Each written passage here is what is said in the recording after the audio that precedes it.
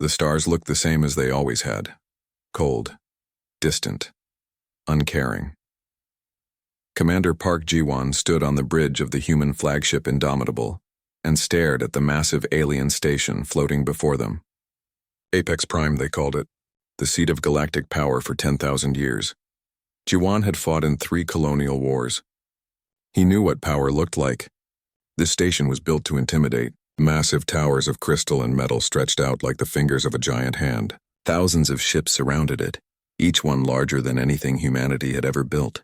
Until now. Ambassador Kang Minji stood beside him, her diplomatic robes crisp and perfect. She looked calm, but Ji-won knew her well enough to see the tension in her shoulders. They had been friends since the academy, back when faster-than-light travel was still a dream. "They're ready for us," Minji said quietly. "The council wants to meet within the hour." Ji-won nodded. "Remember the protocols. If things go wrong, get back to the shuttle. Don't argue, don't delay. Just run." Minji smiled, but there was no humor in it. "You think it will come to that? I think we're walking into a trap. But orders are orders." Captain Lee Hyun-woo approached from the tactical station. He was young for a ship commander, barely 30, but he had the eyes of someone much older. "Sir, I'm reading over 300 warships in this system. Their weapons are active, not locked on us, but ready. They want us to know they could kill us whenever they choose," Ji-won said. He turned to Minji. "Be careful down there. These aliens didn't invite us here to be friends." The diplomatic shuttle departed 20 minutes later.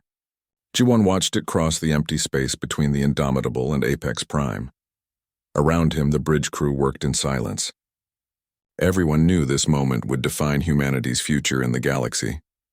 Inside Apex Prime, Ambassador Kang Minji and her team were escorted through corridors that seemed designed to make visitors feel small. The ceiling stretched up into darkness. The walls were smooth and cold. Alien guards watched them pass. Creatures with too many limbs or too many eyes or bodies made of things that shouldn't be alive. The council chamber was vast. 17 beings sat in a circle around a central platform. Each one represented a different species, a different world. High Arbiter Velthos sat at the head of the circle, its crystalline body refracting light into rainbow patterns. It spoke without moving, its voice echoing directly in their minds. "Humanity, you have been summoned to hear the terms of your integration into galactic civilization." Minji stepped forward onto the platform. She had prepared for this moment. "We are honored to meet with the Galactic Council. Humanity seeks peaceful relations with all species." Velthos made a sound like breaking glass. Laughter, Minji realized. "You misunderstand. This is not a negotiation. These are the terms of your submission." A holographic display appeared in the air. Minji read it quickly, her heart sinking with each line. The council demanded humanity surrender all faster-than-light technology. They wanted 70% of human-controlled space declared as protected territory under council authority. They wanted human military forces reduced to system defense only. They wanted tribute, paid annually in resources and technology. "These terms are unacceptable," Minji said carefully. "Humanity is a sovereign species. We will not surrender our independence." Another council member spoke, a creature that looked like an insect the size of a human. "Independence is a privilege earned through age and wisdom. You are children. You will obey, or you will learn why all species obey." War Chief Rakthos rose from his seat. He was massive, 3 meters tall, covered in thick armor that might have been his skin. 43 species have stood where you stand now. 43 species refused our generous terms. All 43 were taught to obey. Some survived the lesson. Many did not. Minji felt her team shift behind her. They were scared. She was scared. But she kept her voice steady. "Humanity requests time to consider these terms. We must consult with our government." Velthos seemed to consider this. "Very well. You have 72 hours. Return to your ship. Think carefully. The council's patience has limits." The meeting ended. Minji and her team were escorted back to their shuttle. No one spoke until they were safely away from the station. Then Minji opened a secure channel to the Indomitable. "Commander Park, this is Ambassador Kang. I need to speak with you immediately." Minutes later, Minji sat in Ji-won's office aboard the flagship. She had never seen him look so grim. "Tell me exactly what they said," Ji-won ordered. Minji repeated every word, every threat. When she finished, Ji-won was silent for a long moment. Finally, he stood and walked to the window. Outside, Apex Prime glittered like a jewel. "They're going to kill us," he said quietly. "Whether we accept or refuse, they're going to kill us. The only question is whether they do it quickly or slowly." "You don't know that," Minji protested. Jiwan turned to face her. 43 species, Minji, 43. They just told us they've done this before. They have a system. Offer impossible terms. If the species accepts, they become slaves. If they refuse, the council destroys them and takes their territory anyway. So what do we do? Jiwan reached for the secure communicator on his desk. We send a message to Earth, we tell them everything, and we recommend Protocol Omega. Minji's blood ran cold. Protocol Omega was the code name for total war. Full military mobilization, no surrender, no retreat, fight to the last ship, the last soldier, the last breath. "You can't be serious," she whispered. "I've never been more serious in my life." Jiwan began typing the message. "They see us as prey. They think we're weak, that we'll roll over like all the others. They're about to learn what humans do when someone tries to cage us." The message was sent using quantum encryption, impossible to intercept. It would reach Earth in hours. Minji sat down heavily in a chair. "What do we do until then?" she asked. "We smile. We act scared. We let them think we're considering their terms." Jiwan's expression hardened. "And we start looking for weaknesses. Because when Earth responds, we're going to need every advantage we can get." Captain Lee Hyunwoo entered the office. "Sir, I've completed the tactical analysis you requested. Apex Prime has significant defenses, but they're designed to impress, not to withstand a real attack. They haven't fought a war in generations. They're soft." Jiwan nodded slowly. "Good, keep scanning. I want to know every gun, every shield, every weak point. The moment Earth gives the order, we need to be ready." Ambassador Kang Minji looked between the two military men. She had spent her career building bridges between different cultures. Now she was watching her closest friends plan for war. "There has to be another way," she said. Jiwan met her eyes. "If you can think of one, I'm listening. But we have 72 hours before they expect an answer. And something tells me they won't accept no gracefully." Outside the window, Apex Prime continued to rotate slowly. Inside that massive station, the Galactic Council believed they had humanity exactly where they wanted them. Scared, cornered, ready to submit. They had no idea what was coming. Fleet Admiral Choi Sun-woo had not slept in 36 hours. He stood in the command center deep beneath the Pacific Ocean, watching holographic displays show the disposition of every human ship, every colony, every military asset across 50 star systems. The message from Commander Park Ji-won had arrived 18 hours ago. Protocol Omega recommended. The Council had given humanity an ultimatum. President Yoon Dae entered the command center flanked by security. She looked tired but determined. "Admiral, give me the situation." Choi gestured to the displays. "The Council fleet is mobilizing. We're tracking 300 warships gathering near the boundary of human space. They're not hiding their movements. They want us to see them." "Intimidation," President Yoon said. "Yes, ma'am.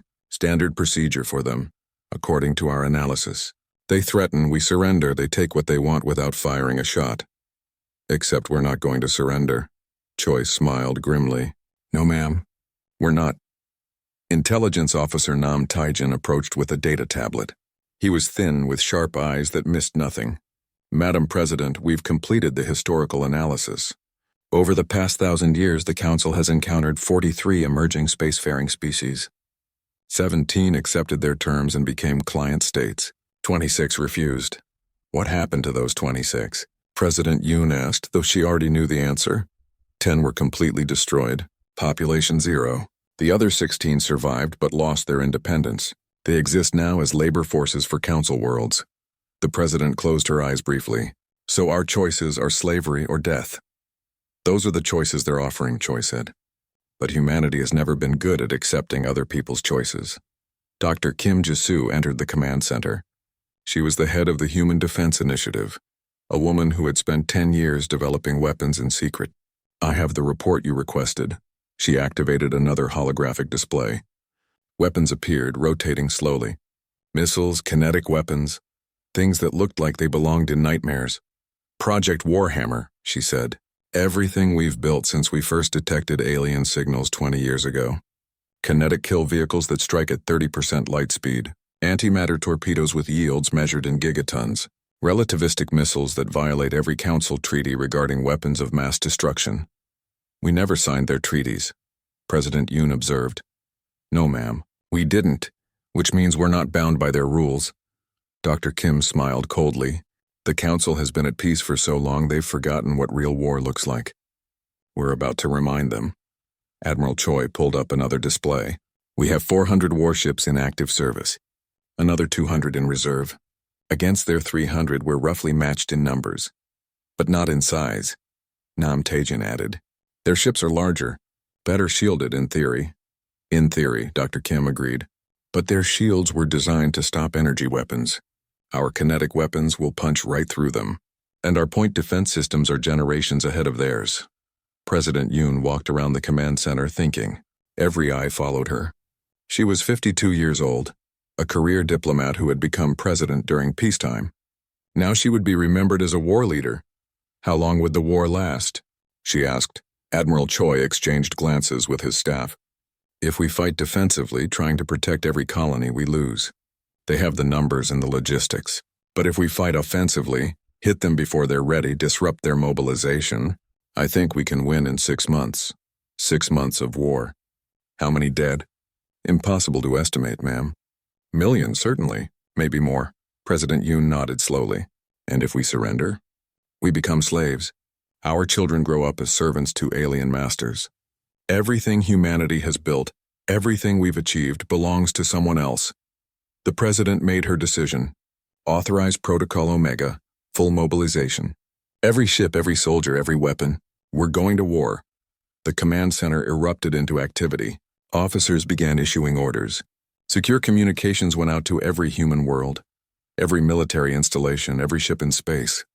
Admiral, I want our best people on this, President Yoon said. No mistakes, no hesitation. The council thinks we're prey. We're going to show them they're wrong. Yes, ma'am. Dr. Kim Jisoo approached the president. There's one more thing. We need to decide how we're going to start this war. What do you mean? The council gave us 72 hours. Do we wait for the deadline or do we strike first? President Yoon looked at the holographic display showing Apex Prime. Ambassador Kang Minji was still there, still negotiating, still buying time. Ambassador Kang asked for additional time to deliberate. The president said. The council granted another 48 hours. They're enjoying watching us squirm. That gives us 5 days total, Admiral Choi calculated.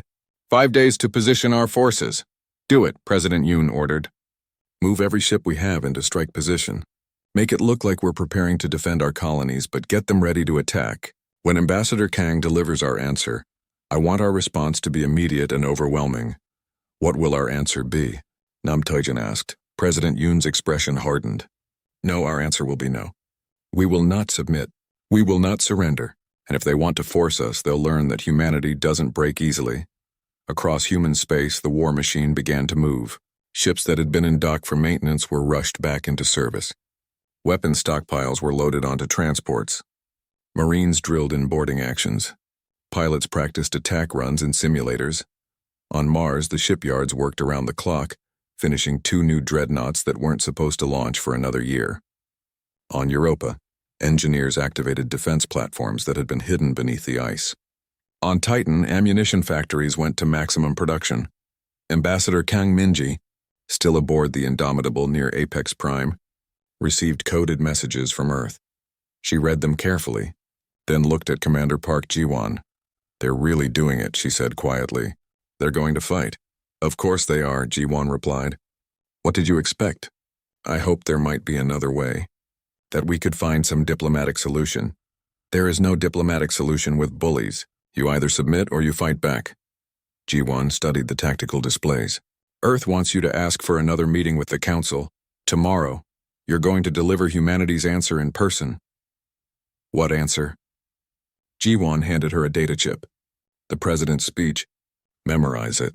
When you stand before the Council tomorrow, you need to keep them focused on you. Keep their attention on the diplomatic theater. While you do what? While we end this war before it really begins. Ji-won smiled, and it was not a kind smile. The Council thinks they're the predators.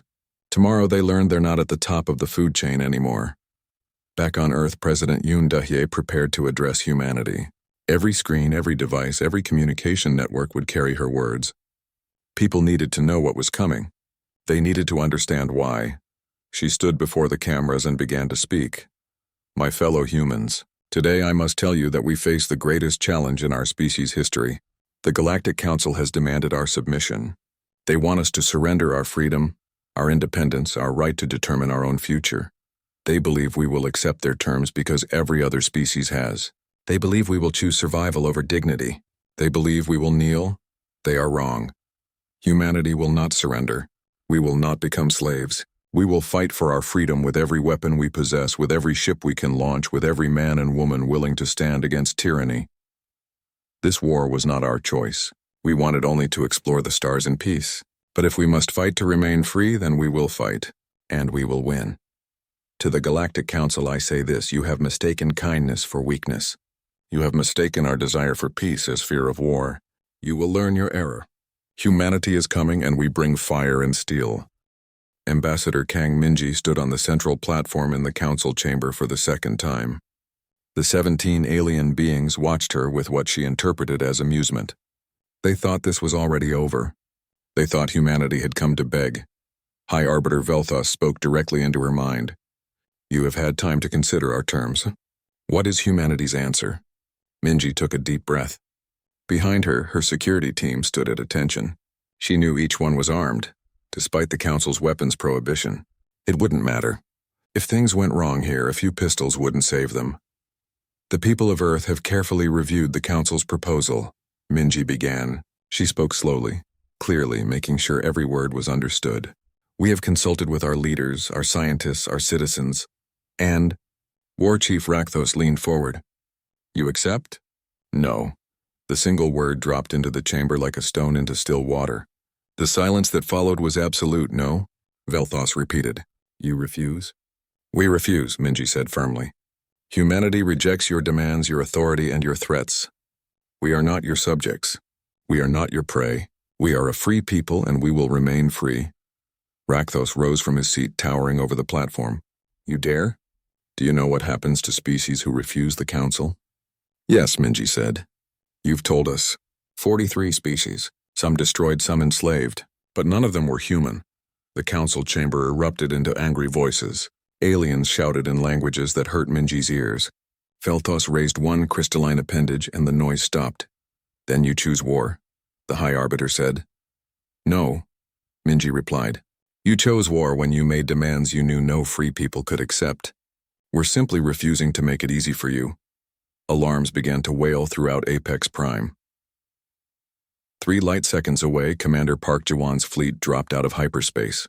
They had approached using experimental stealth fields, technology the Council didn't know humans possessed.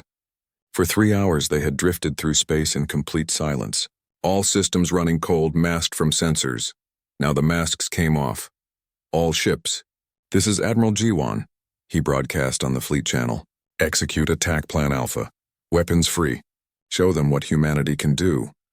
The Indomitable led the charge. 400 human warships accelerated toward Apex Prime and the Council Defense Fleet. They moved in perfect formation, the result of 10,000 hours of training in simulators. Captain Lee Hunwoo stood on the bridge of his own ship, the Retribution, and watched the tactical display. Target their command ships first. Launch kinetic spreads full density. The kinetic weapons were simple. Magnetic accelerators hurled chunks of metal at 30% of light speed. No warheads, no explosives, just mass and velocity. The first spread hit a Council battleship before its crew even realized they were under attack. The kinetic penetrators punched through shields that weren't designed to stop solid matter moving at relativistic speeds. The battleship came apart in a silent explosion, debris scattering across space. Second spread away, the weapons officer reported. Third spread charging. Across the fleet, every human ship fired at maximum rate. Kinetic rounds crossed the distance in seconds. Council ships that had never seen real combat, that had spent decades as instruments of intimidation, died without firing a shot. War Chief Rakthos's flagship tried to raise shields, tried to return fire. Lieutenant Basora's fighter squadron hit them first. The fighters were small, fast, almost invisible to Council sensors. They carried antimatter torpedoes, each one capable of destroying a city. Target lock confirmed, Sora reported calmly. Fox 3. The torpedoes streaked across space. They detonated against the flagship's hull. Matter met antimatter. For an instant, a new sun was born in space, and then the flagship was gone. War Chief Rakthos died without knowing what killed him. Inside Apex Prime, the station shuddered as explosions rocked its hull. Minji had been talking, keeping the Council's attention on her. Now she tapped a control on her wrist. Throughout the station, hidden explosives activated. Her security team had planted them over the past 5 days, during their diplomatic meetings. Small charges carefully placed. Not enough to destroy the station, but enough to cripple it. Shields failed. Life support systems crashed. Docking bays sealed shut, trapping Council reinforcement ships. Emergency lights flickered on, casting everything in red. "I'm sorry it came to this," Minji said to the Council. "We wanted peace. You wanted submission. This is what you get instead." She and her team ran. Behind them, Council guards tried to follow, but the station's internal security systems were in chaos. Doors opened and closed randomly. Lifts stopped working. The humans had studied Apex Prime's systems for days, had mapped every vulnerability. They reached their shuttle and launched. Outside, the battle had become a massacre. Captain Lee Hunwoo watched Council ships die with cold satisfaction. Antimatter spread target grid 7. The tactical officer complied. 10 torpedoes launched simultaneously, spreading out in a calculated pattern. They detonated in a specific sequence, creating overlapping kill zones. 3 Council destroyers vanished. Enemy return fire, the defensive officer reported. Energy beams, plasma bolts. Point defense, engage. The Council weapons were powerful, but they were designed for an older era of warfare. The Retribution shot them down with automated defensive systems, computer-aimed lasers that tracked thousands of targets simultaneously. No hits, the officer reported. Enemy fire suppressed. Commander Park Ji-won watched the tactical situation from the Indomitable. The battle was going exactly as planned. The Council had numbers, but they were worthless. Their ships couldn't hit human vessels, couldn't penetrate human defenses, couldn't survive human weapons. "Continue the attack," he ordered. "No mercy, no hesitation. Break them completely." Lieutenant Bae Sora led her squadron through the wreckage of destroyed ships. "Alpha Flight with me. There's a carrier trying to launch fighters. Kill it before it can deploy." Her squadron dove toward the Council carrier. It was massive, bristling with launch tubes. Fighters were starting to emerge. "Too slow," Sora muttered. She armed her last antimatter torpedo. "This is for everyone they ever enslaved." The torpedo hit the carrier's main hangar bay. The antimatter detonation triggered a chain reaction with the carrier's own munitions. The explosion was visible from Apex Prime, a flash of light that briefly outshone the system's star. In the Council chamber, High Arbiter Velthos watched the battle through the station's failing sensors. Its crystalline body was cracking from stress, fractures spreading through its structure. "This is impossible," it said to no one in particular. "They're primitives. They're supposed to be weak." On the tactical display, another Council ship died, then another. The human fleet moved through space like a school of predators, precise and deadly. Every shot hit. Every maneuver was perfect. They fought like they had been born for war, because they had. Ambassador Kang Minji's shuttle dodged debris as it raced away from Apex Prime. She opened a channel to Ji-won. "I'm clear of the station. Diplomatic team is safe." "Good," Ji-won replied. "Get to minimum safe distance. We're about to finish this. How bad is it?" "For them? Total disaster. We've destroyed 200 Council ships. Our losses are minimal." Minji couldn't quite believe it. 3 hours ago, the Council had been the undisputed masters of the galaxy. Now their fleet was dying, their station was crippled, and humanity had proven that 10,000 years of dominance meant nothing against a species that refused to quit. The battle continued for another hour, but the outcome was never in doubt. The Council's surviving ships tried to retreat. Human fighters hunted them down. A few escaped into hyperspace. Most didn't. When it was over, Commander Park Ji-won surveyed the wreckage. 300 Council warships had entered the system. Fewer than 50 escaped. Apex Prime was dark and silent, its power systems destroyed. Thousands of Council personnel dead or dying. "All ships form up," Ji-won ordered. "We've won this battle, but the war is just beginning." On Earth, President Yoon Dahye received the reports. She allowed herself a small smile. "First blood to humanity. Now we see if the Council is smart enough to surrender. Back on Apex Prime, High Arbiter Vel'Thos sat alone in the dark chamber. Outside, human ships patrolled like sharks. The Council had suffered its first military defeat in recorded history, and it had taken humanity less than 4 hours to do it. What are these creatures? Vel'Thos whispered into the darkness. No one answered. The Council's capital world Valadros received the news 36 hours later. High Arbiter Vel'Thos had survived, rescued from the wrecked Apex Prime by ships that arrived after the battle. Now it stood before the emergency session of the Council, its crystalline form covered in cracks. The humans have destroyed our expeditionary fleet, Vel'Thos reported. Apex Prime is inoperable. War Chief Rakthos is dead. Our casualties exceed 200,000. The Council chamber fell silent. These beings had ruled the galaxy for 10,000 years. Wars were things that happened to primitive species, not to them. The idea that they could lose was incomprehensible. Counselor Threx, a four-armed being covered in blue scales, spoke carefully. Perhaps we underestimated humanity. Perhaps negotiation is still possible. Negotiation. Another counselor rose angrily. They attacked us. They murdered our people. After we threatened to enslave or destroy them, Threx pointed out. We gave them no choice. We gave them the same choice we give everyone, and now we're paying the price. The argument continued for hours. Some demanded immediate revenge. Others urged caution. A few very quietly suggested that maybe the Council had been wrong. On Earth, Fleet Admiral Choi Sun-woo had no time for debate. He stood in the command center and issued orders to ships across 50 star systems. We cannot give them time to recover. He told his staff, the Council has hundreds of member worlds. If we wait, they'll raise new fleets. We need to keep hitting them, keep them off balance. Captain Shin Minho entered the center.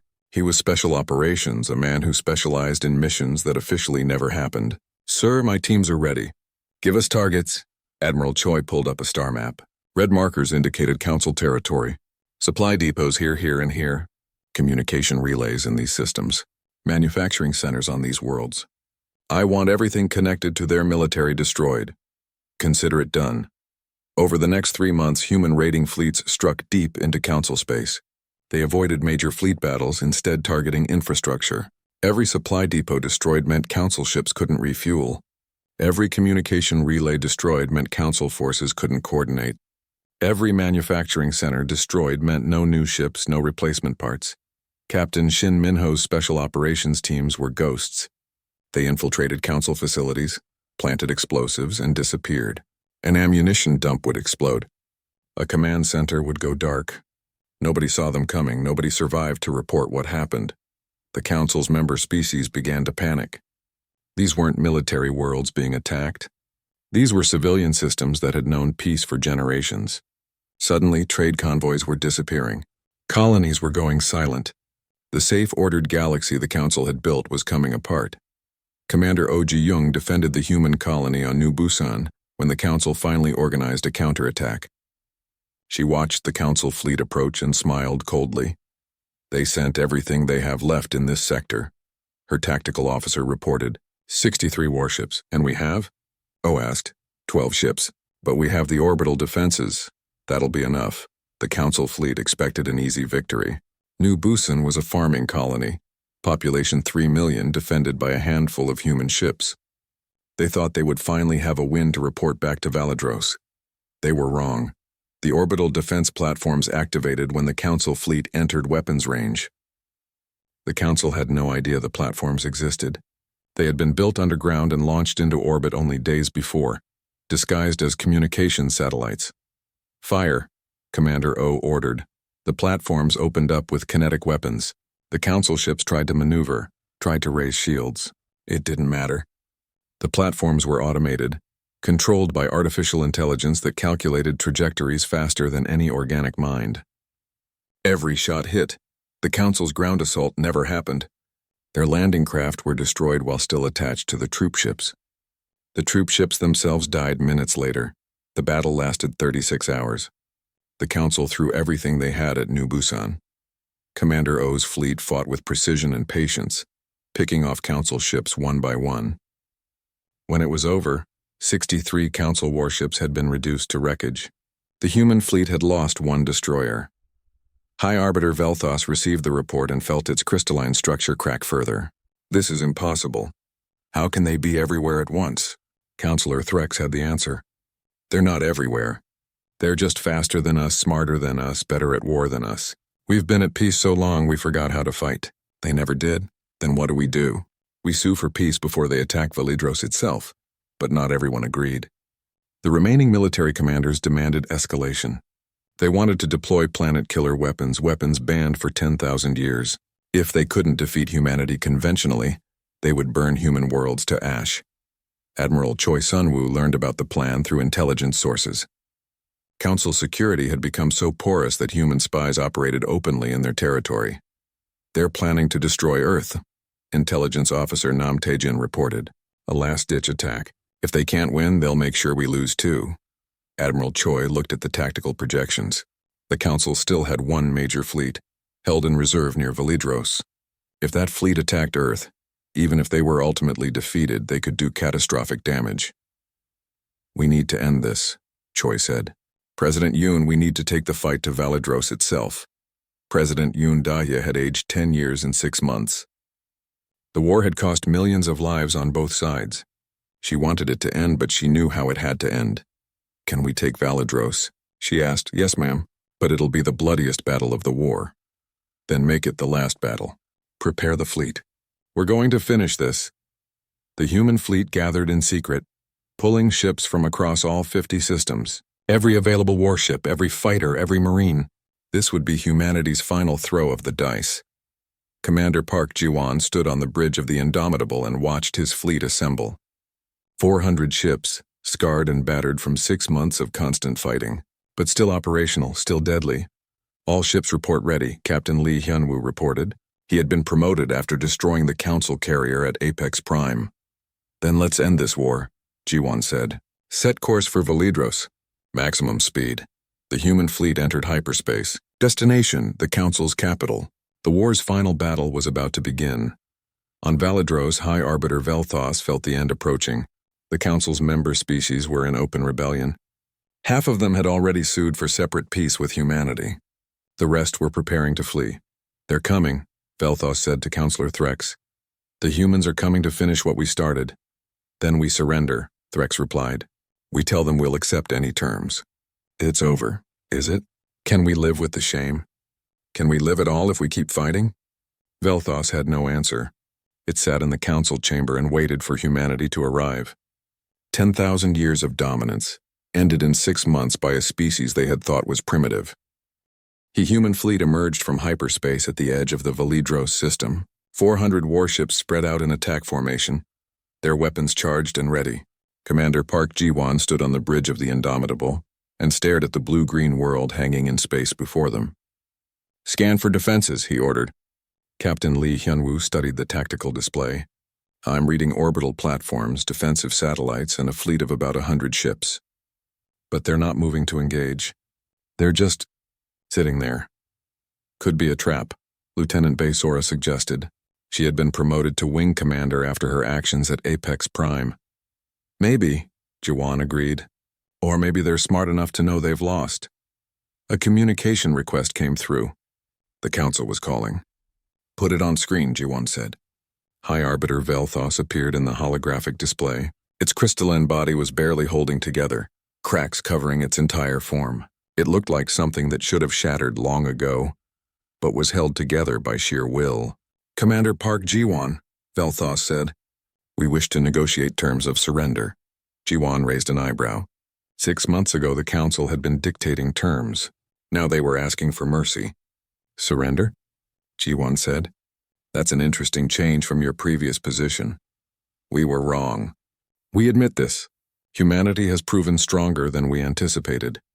Stronger than you anticipated. You threatened to enslave or destroy us. We simply chose to fight back. And you have won. The council acknowledges this. Please let us discuss peace. Ji-won looked at his tactical officers. Then he made a decision. Very well. I'll send Ambassador Kang to negotiate. But understand this, High Arbiter. We're not here to accept your terms anymore. You're here to accept ours. Ambassador Kang Minji prepared for her third and final meeting with the Galactic Council. This time, She traveled to Validros aboard the Indomitable, surrounded by 400 warships. The symbolism was not subtle. President Yoon Dae called from Earth. Ambassador Kang, the terms are clear. Full recognition of human sovereignty. Reparations for the costs of this war. Council military forces banned from human space without explicit permission. And most importantly, the Council's monopoly on galactic power ends today. Understood, Madame President. What about the Council itself? That's up to them. We're not here to destroy them. We're here to make sure they never threaten anyone again. The negotiations took place aboard a neutral station in orbit around Validros. The Council members arrived looking defeated. High Arbiter Velthos could barely move, its crystalline structure held together by a support frame. Minji laid out humanity's terms. The Council members listened in silence. When she finished, Councillor Threck spoke first. These terms are harsh, he said quietly. Less harsh than the terms you offered us, Minji replied. We could have demanded you disband completely. We could have occupied your worlds. We could have done to you exactly what you planned to do to us. Why didn't you? Minji considered her answer carefully. Because we're not you. We didn't start this war seeking conquest. We just wanted to be left alone. Now we want to make sure this never happens again. The Council signed the treaty. Every member species, every representative, every official. They had no choice.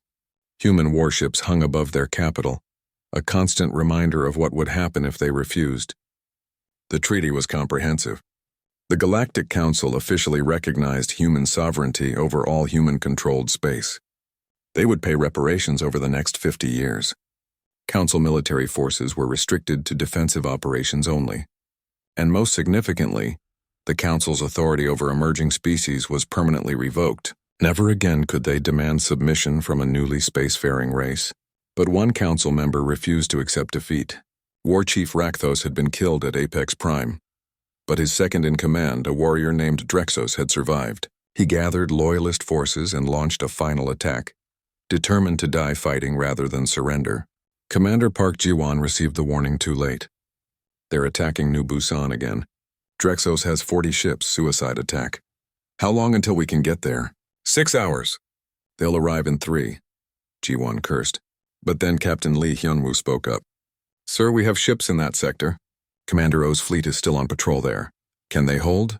She held New Busan once before. She can do it again.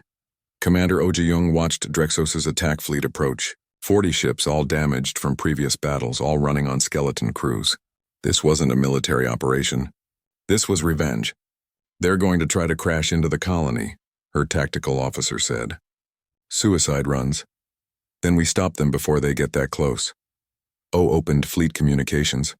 All ships, this is O. We've fought these bastards for 6 months. We've won every battle. This is the last one. Make it count. Her 12 ships moved to intercept. The orbital platforms activated again, adding their firepower. The battle was brutally simple. The Council ships charged forward, ignoring damage, ignoring casualties. The human defenders cut them down systematically. Drexos's flagship broke through the first line of defense. It accelerated toward New Busan, its engines pushed beyond safety limits. Commander Oh's ship, the Defiant, moved to intercept. We can't let that ship reach the colony, Oh said calmly. Helm, put us between them and the planet. Weapons, load antimatter torpedoes. Ma'am, at this range, I know. Fire when ready. The torpedoes launched at point-blank range. They hit Drexos's flagship and detonated. The explosion engulfed both ships. The Defiant survived barely, its hull scorched and breached in a dozen places. Drexos's flagship disintegrated completely. The rest of the Loyalist fleet broke apart under sustained fire from the orbital platforms. Within 20 minutes, it was over. Every Council ship was destroyed. Commander Oh's fleet had suffered heavy damage, but New Busan was safe. When Ji-won's relief fleet arrived 6 hours later, they found Oh directing repair operations from the bridge of her crippled ship. She looked exhausted but satisfied. Final battle of the war, she reported. Enemy casualties 100%. Our casualties heavy but acceptable. New Busan is secure, Ji-won smiled. Well done, Commander. The war is over. President Yoon Dae addressed humanity one last time. Her speech was broadcast to every human world, every ship, every station. 6 months ago, the Galactic Council threatened us with slavery or death. They believed we would surrender. They were wrong. Today I can announce that the war is over. We have won. But this victory came at a terrible cost. Millions of our people died defending our freedom. Entire fleets were destroyed. Colonies were scarred by battle. We will never forget what we lost, and we will never forget why we fought. The Galactic Council has surrendered. They have recognized our sovereignty and agreed to our terms. Never again will they threaten an emerging species with conquest. The age of their dominance is over. Humanity stands now as a major power in the galaxy, but we must remember that power without wisdom leads to tyranny. The Council ruled through fear. We must be better. We must lead by example if we lead at all. We came to the stars seeking our place in the cosmos. We found it with fire and steel through sacrifice and courage. Now we must prove we deserve it. We must build something better than what came before. To our enemies, we showed what happens when you threaten free people. To our friends, we showed what humanity values most: freedom, dignity, and the right to chart our own course. To ourselves, we proved that we can survive anything, overcome anything, defeat anything that tries to cage us. The war is over. The future begins now. High Arbiter Vel'Thos met with Ambassador Kang Minji one final time. They stood in a garden on Validros under an alien sky, surrounded by plants that had no names in human languages. "I must ask," Vel'Thos said, its voice weak. "How did you do it? How did a species barely a century into space travel defeat the Council?" Minji thought about her answer. "Because you forgot what it means to fight for something that matters. You ruled through intimidation for so long that you forgot how to actually fight. We never had that luxury. Humans have been fighting for freedom since we climbed down from the trees. Will you destroy us? No, we'll leave that choice to you. The Council can continue to exist if you want it to, but it can never be what it was. The galaxy doesn't need masters, it needs partners." Vel'Thos nodded slowly. Its crystalline form caught the sunlight, creating rainbow patterns on the ground. "Perhaps we needed this lesson. Perhaps we needed someone to teach us humility." "Perhaps you did," Minji agreed. "The question is, will you learn from it?" She left the High Arbiter standing in the garden and returned to her ship. The human fleet was already preparing to leave. There was no occupation, no permanent garrison. Humanity had made its point. Now it was time to go home.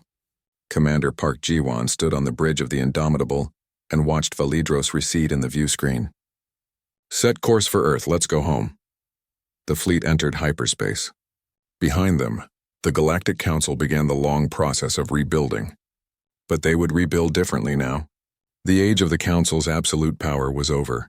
A new age had begun, an age where force was not the final arbiter, where emerging species were not automatically prey. Humanity had changed the galaxy forever, not through conquest, not through domination,